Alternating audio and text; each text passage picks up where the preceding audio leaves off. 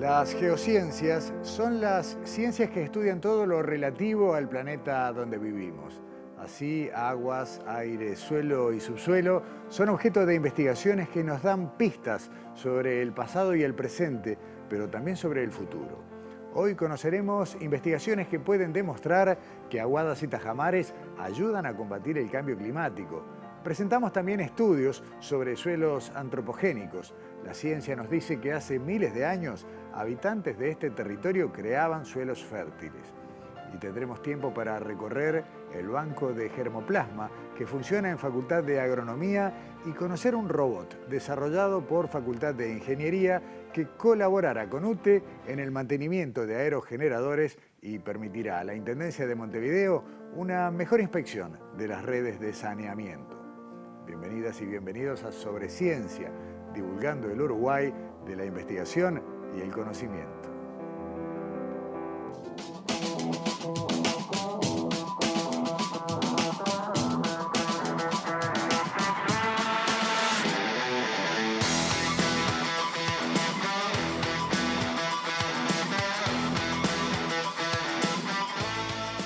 Aguadas y tajamares y otros pequeños espejos de agua parecen ser aliados en la lucha contra el cambio climático. En gran parte descuidados, subvalorados, son en realidad muy importantes para la conservación de la biodiversidad. El proyecto Ponderful, financiado por la Unión Europea, tiene a Uruguay como único país americano involucrado. Su objetivo es investigar cómo se pueden utilizar los estanques como soluciones basadas en la naturaleza para la adaptación al cambio climático. Gracias a su abundancia, heterogeneidad, biodiversidad, excepcional naturalidad inherente y también la potencia biogeoquímica, las aguadas y tajamares juegan un papel crucial en las cuencas, los paisajes y potencialmente su efecto es completamente desproporcionado para su pequeño tamaño.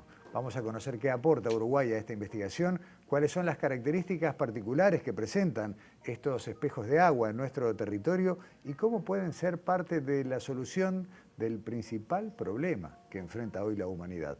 Recibimos en estudios a la doctora Mariana Meroff, integrante de PEDESIVA Geociencias, profesora agregada del Centro Universitario de la Región Este, sede Maldonado. Mariana, bienvenida, muchas gracias por acompañarnos. Muchas gracias por la invitación. Mariana, tú el año pasado conversabas con nosotros a través de Zoom por las limitaciones de la pandemia y nos contabas que estaba empezando a ponerse en marcha este proyecto Ponderful que tiene Uruguay, yo dije, como único país de América. En realidad es el único país no europeo. Exacto, único país no europeo. ¿Cuál es el eje de esto? El eje del proyecto Sí. es que en las últimas décadas, o sobre todo en los últimos años, 5 años, la evidencia científica es abrumadora en cuanto a que, como decías en la presentación, los laguitos pequeños tienen una contribución muy desproporcionada, pueden tenerla, a la biodiversidad. O sea, si comparamos por unidad de superficie con lagos grandes, lagunas, embalses, estos pequeños laguitos, si los miramos como paisaje, no cada uno en forma aislada, sino a nivel de paisaje, pueden contribuir a mantener muchas más especies, y organismos y funciones que esos mismos si juntáramos toda esa agua en un único sistema.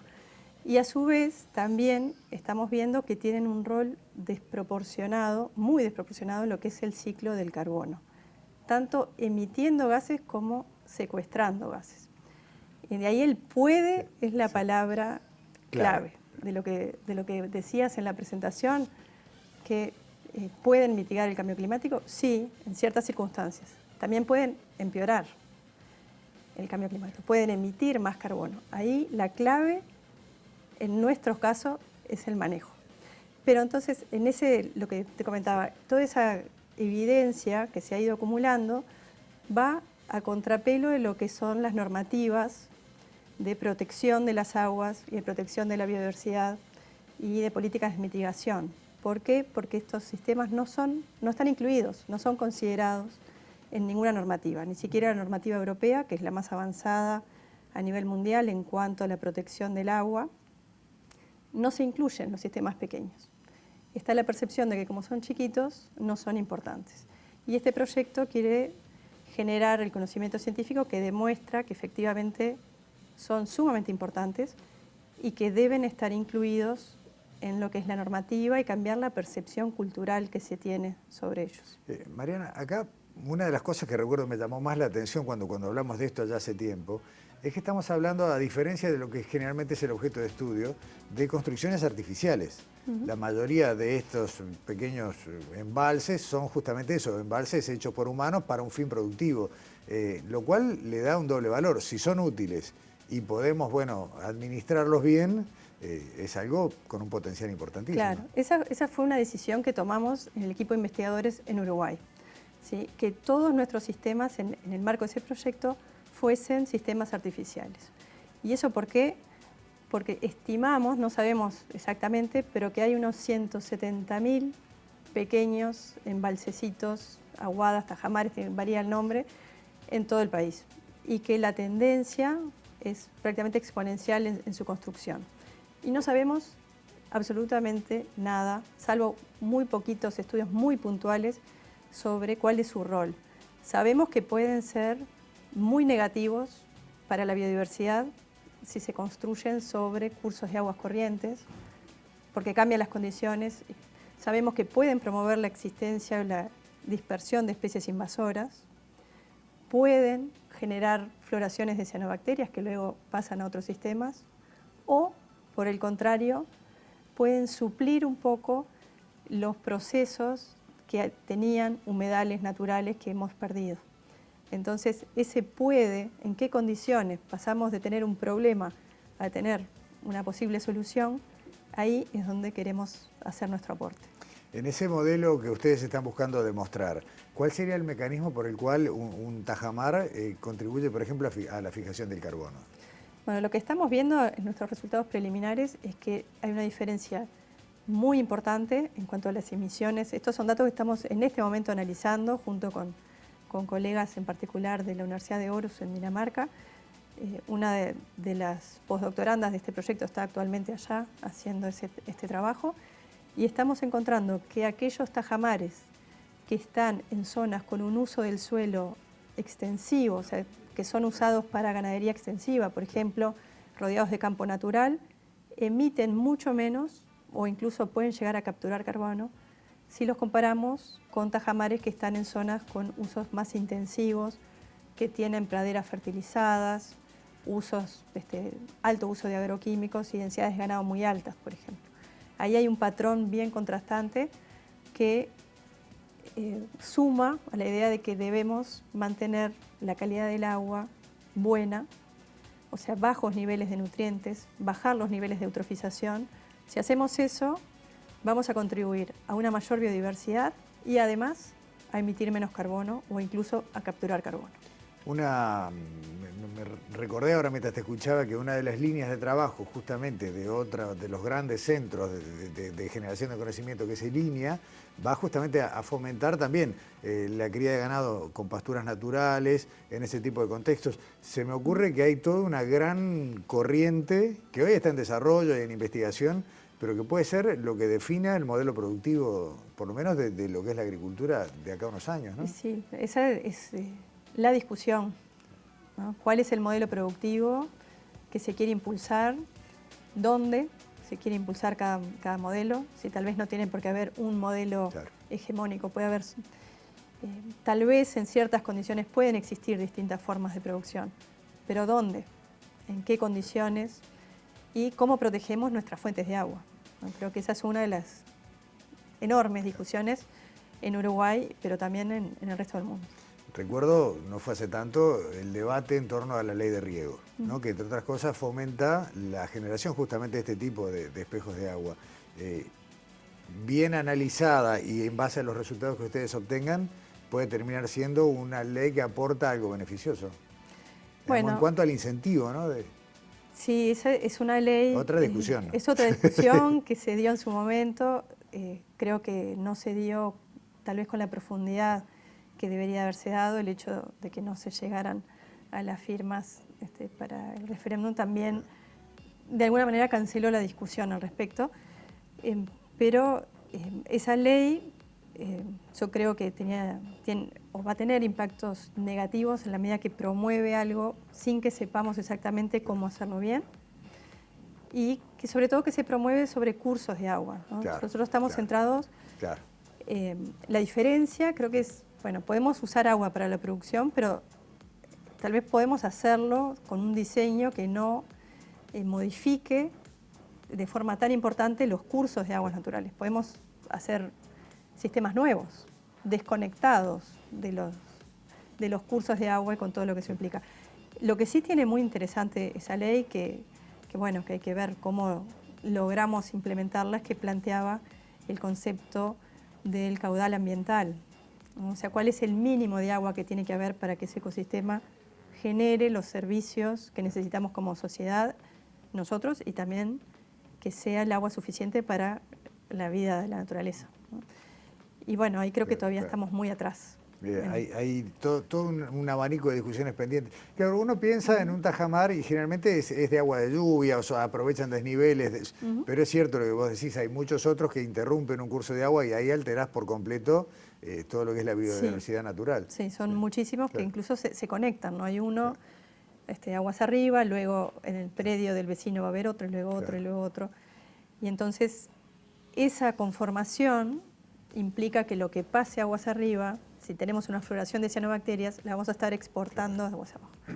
Si hay especies invasoras porque son introducidas, hemos visto casos de productores que de muy buena fe creen que están haciendo un bien introduciendo ciertas especies, y bueno, esa especie luego va a seguir curso y va a estar afectando la biodiversidad aguas abajo.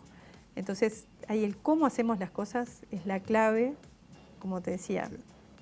Tenemos un problema o podemos tratar de transformarlo en una solución. Tú venís de un intercambio en Europa hace poco tiempo. ¿El nivel de avance y de lo que ellos están observando va en línea con lo que ustedes están viendo acá? Sí. Estamos, los grandes patrones, ya te digo, son resultados, empezamos hace menos de un año, están alineados en ese sentido. Hay otras experiencias muy interesantes que están teniendo lugar en Europa y que ojalá nosotros podamos en algún momento implementarla, que es que ellos ya están generando pequeños laguitos con objetivo de restauración. Claro. O sea, nosotros estamos intentando ver los efectos de nuestras modificaciones en el paisaje para usos productivos. En muchos países allá ya están tratando de revertir el daño, incluso en ciudades que han perdido sus zonas verdes o en zonas agrícolas donde hay una pérdida de biodiversidad muy importante. Bueno, ahí se están generando sistemas acuáticos artificiales. Entonces, ese es un camino que nosotros lo estamos viendo como para aprendizaje. Ustedes, bueno, tienen un montón de salidas a campo, tomadas de muestra, análisis. A lo largo de la nota hemos visto algunas imágenes que son interesantes. Bueno, como decís vos, ¿no? Pequeños espacios de agua y que sin embargo son de profundo interés y que no están ni en la legislación, ni han sido objeto de investigaciones. Está todo. Ahora, una vez que ustedes terminen esto y si lo que sale va en la línea, es fundamental interactuar también con los generadores de normas, ¿no? Sí, absolutamente. Bueno, un aspecto súper interesante de este proyecto es que justamente un componente de los más importantes, te diría, es la interacción con tomadores de decisión, con gestores y en nuestro caso con productores. Y ya hicimos un taller el año pasado, en diciembre, en el CUR en Maldonado, que tuvo una gran repercusión. Fueron técnicos de la OCE, de Línea, de la DINASIA, la ex DINAMA, la DINAGUA, la Dirección de Recursos Naturales del Ministerio de Ganadería, el director de Medio Ambiente y Cambio Climático de la Intendencia de Rocha, varios de los productores en los lugares donde estamos trabajando. Y bueno, y hay un consenso de la necesidad de lineamientos claros de cómo hacer las cosas mejor. O sea, todo el mundo quiere hacer las cosas lo mejor que se puede, pero ese reconocimiento, nos falta el conocimiento de cómo tenemos que hacer. Y el otro consenso es, bueno, estos ecosistemas artificiales son una realidad que no podemos seguir ignorando. Claro. Y eso también creo que está instalado. Y bueno, entonces esa ida y vuelta lo tenemos. No es solo desde la academia pasar nuestros resultados, al revés, ¿no? También todo lo que desde el manejo y la experiencia de años de ver cambios en normativas, cambios en lo que ha sido la transformación del paisaje del Uruguay, y bueno, y la práctica de los productores es esencial para que nosotros entendamos también lo que vemos. De lo que hoy sabemos, ¿hay técnicas que puedan enseñarse sobre cómo evitar las floraciones, por ejemplo, de cianobacterias en este tipo de espejos de agua, o todavía es teoría? Bueno, no, cosas exactas. Creo que los grandes mensajes clave es reducir los nutrientes que llegan a los cuerpos de agua y tratar de aumentar la resiliencia natural que tienen los sistemas. O sea, los mecanismos biológicos y físicos y químicos que naturalmente ese ecosistema tiene para tratar de contrarrestar ese ingreso de nutrientes. Bueno, y eso implica respetar lo que son las zonas buffer, o en caso de ecosistemas naturales, ¿por qué no hacer zonas buffer? Reconstruirlas, ¿no? Plantar vegetación de humedal alrededor, impedir el acceso directo del ganado. Ahí vemos diferencias notables en aquellos tajamares que están cercados respecto de aquellos que permiten el ingreso libre del ganado, con todo lo que eso implica, de pisoteo, por supuesto los excrementos de los animales, la rotura de la forma del tajamar. Hay cosas de manejo relativamente sencillas, que bueno, todo tiene, por supuesto, tiene un costo, tiene un know-how que hay que también lograr aplicar, pero es en torno a respetar o tratar de conservar las especies que son importantes desde ese punto de vista, ¿no? Las especies tienen distintos roles y algunas son particularmente importantes para la calidad del agua, pero lo que vemos es que hay que bajar la emisión de nutrientes desde las cuencas. Claro. Ese es el problema uno. Ese es el problema uno. Lo demás son medidas paliativas que tratan de resolver un poquito los síntomas, pero la causa es ahí, es qué es lo que hacemos con los suelos de las cuencas donde están las fuentes de agua. Mariana, tuvimos el gusto de conversar contigo cuando estaba arrancando o muy cerca del inicio la participación en Ponderful. Hoy estamos cerrando esta puesta a punto y nos va a gustar mucho, cuando estén ya procesando conclusiones, poder dar, ojalá, la buena noticia, ¿no? Decir, acá tenemos una herramienta y podemos empezar a aprender cómo usarla, ¿no? Sí, esperamos que sí. Quiero destacar también que el Ponderful es el proyecto europeo, ¿no? El marco, pero tenemos el apoyo de la CSIC, de la Universidad de la República, que también con un proyecto financiado que nos permite que Uruguay tenga datos propios, extras, independientes y que nos permita ahondar en las preguntas que son relevantes exclusivamente desde nuestra realidad, además de contribuir a esa visión global, mundial que queremos hacer, y eso también me parece que es importante destacar. Construir ciencia que nos ayude en el día a día. Así es. Mariana Meroff, muchas gracias por acompañarnos. Muchas gracias a ti. La seguimos como siempre.